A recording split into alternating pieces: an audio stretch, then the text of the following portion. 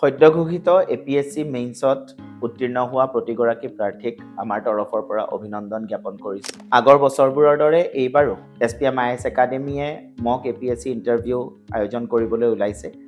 অহা 7 জানুৱাৰীৰ পৰা আমি এই ফ্ৰী মক ইণ্টাৰভিউ আয়োজন কৰিবলৈ গৈ আছোঁ। যিসকল প্ৰাৰ্থীয়ে এপিএছচি ইণ্টাৰভিউত অৱতীৰ্ণ হ'বলৈ ওলাইছে তেওঁলোকৰ সুবিধাৰ্থে আমাৰ এই গোটেই IGP বা ইণ্টাৰভিউ গাইডেন্স প্ৰগ্ৰামটো ডিজাইন কৰা হৈছে। তেওঁলোকৰ প্ৰস্তুতিত আৰু যাতে আমি কিছুমান ভেলু এডিশ্যন কৰিব পাৰোঁ বা তেওঁলোকৰ যাতে প্ৰিপাৰেশ্যনটো আমি আৰু ইম্প্ৰুভ কৰিব পাৰোঁ তাৰ প্ৰতি লক্ষ্য ৰাখি আমি এই ইণ্টাৰভিউৰ কাৰণে প্ৰস্তুতিৰ সকলো দিশ ইয়াতে সাঙুৰি ল'বলৈ আমি চেষ্টা কৰিছোঁ। যিসকল প্ৰাৰ্থীয়ে আমাৰ এই ইণ্টাৰভিউ গাইডেন্স প্ৰগ্ৰামত অংশগ্ৰহণ কৰিব বিচাৰে তেওঁলোকৰ কাৰণে আমি এই ভিডিঅ'টোৰ তলতে এটা লিংক আপোনালোকলৈ আগবঢ়াই দিছোঁ। তেওঁলোকে এই লিংকটোতে সবিশেষ জানিব পাৰিব আমাৰ এই ইণ্টাৰভিউ গাইডেন্স প্ৰগ্ৰামটোৰ বিষয়ে। পুনৰবাৰ প্ৰত্যেকজন ইণ্টাৰভিউত অৱতীৰ্ণ হ'বলৈ ওলোৱা প্ৰাৰ্থীক আমাৰ তৰফৰ পৰা শুভেচ্ছা জ্ঞাপন কৰিছোঁ।